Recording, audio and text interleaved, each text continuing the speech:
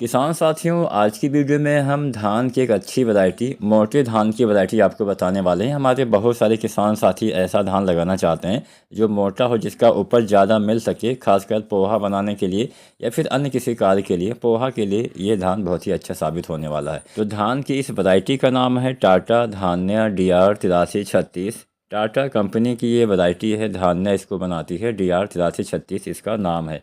तो यह वैरायटी भी किसान साथी लगा सकते हैं, आपको निराश बिल्कुल भी नहीं करने वाली है। और मोटा चावल अगर आप लगाने के शौकीन हैं तो ये वैरायटी, खासकर पोहा बनाने के लिए अगर आप कोई धान की वैरायटी ढूंढ रहे हैं तो ये वैरायटी आपके लिए अच्छी साबित हो सकती है।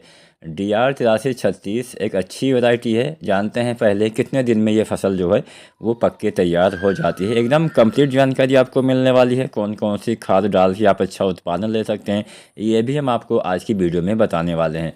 तो अगर हम समय के बारे में जानें तो यह जो धान की वैरायटी DR 8336 है, इसको आप दोनों सीजन में लगा सकते हैं। हमारे बहुत जगह पे रबी सीजन में भी धान लगाया जाता है, यानी रबी और खरीफ दोनों मौसम में आप जो धान की वैरायटी है DR 8336, इसको आप लगा सकते हैं। अगर आप रबी के सीजन में धान लगाते हैं तो यह वैरायटी थोड़ा लंबा समय लेती है, 135 से 140 दिन में तैयार होती है।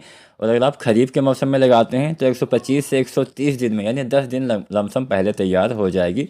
तो मान के चलिए 125 से 130 दिन में खरीफ के मौसम में, और रबी में 135 140 दिन में ये फसल पक के तैयार हो जाएगी। इसका मोटा अनाज होता है, भारी वजनदार इसका अनाज होता है, खाने में भी काफ़ी स्वादिष्ट होता है। और इसमें सबसे बड़ी विशेषता है कि वर्षा आधारित खेती भी आप इसकी कर सकते हैं।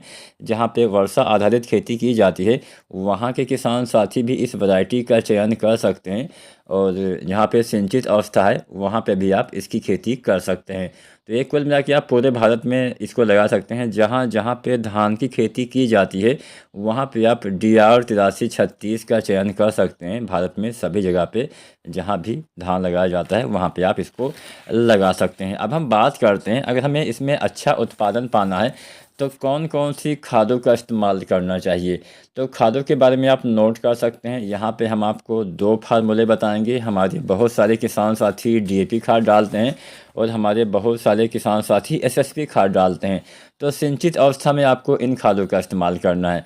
नंबर 1 पे हम DAP के बारे में ही जानते हैं।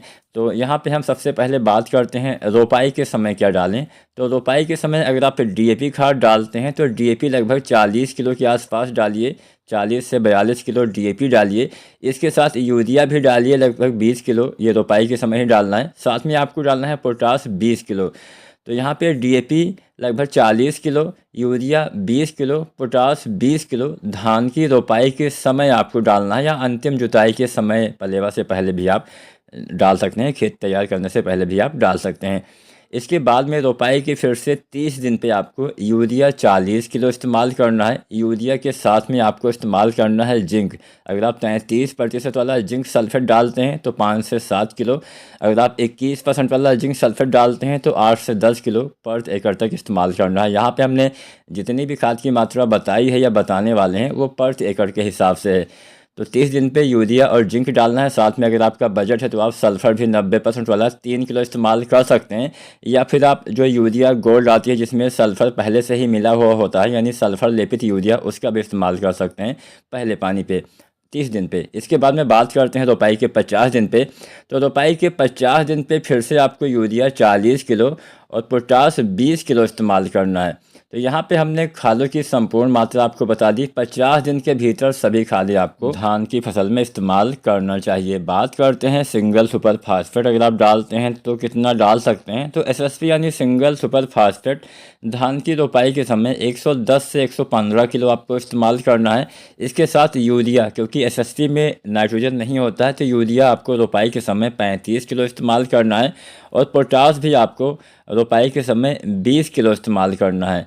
तो SSP 110 से 115 kilo, urea 35 kilo, potash 20 kilo, ये 3 खादें रोपाई के समय। इसके बाद रोपाई के 30 दिन पे यूरिया 40 किलो, जिंक सल्फेट 33% वाला 5 से 7, या फिर 21% वाला 8 से 10 किलो इस्तेमाल करना है। साथ में सल्फ़र अगर आप डालते हैं तो 3 किलो या 4 किलो 90% वाला आप सल्फ़र इस्तेमाल कर सकते हैं, जो भी 80 या 90% वाला मिले आपको।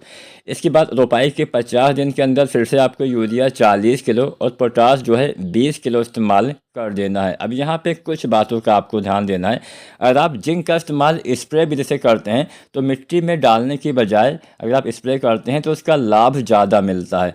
तो मिट्टी में डालने के बजाय मेरे हिसाब से आपको स्प्रे ही करना चाहिए। स्प्रे आप 2-3 बार कर सकते हैं, 2 बार कम से कम करना पड़ेगा। तो मात्रा भी आप जान लीजिए, 33% वाला अगर आप डालते हैं तो लगभग आपको 750 ग्राम डालना है। 21% वाला डालते हैं तो 1 किलो, या फिर जो 12% वाला अगर आप स्प्रे करते हैं तो 120 ग्राम आपको हर बार डालना पड़ेगा। उम्मीद है जानकारी अच्छी लगी होगी, तो लाइक शेयर करें, चैनल सब्सक्राइब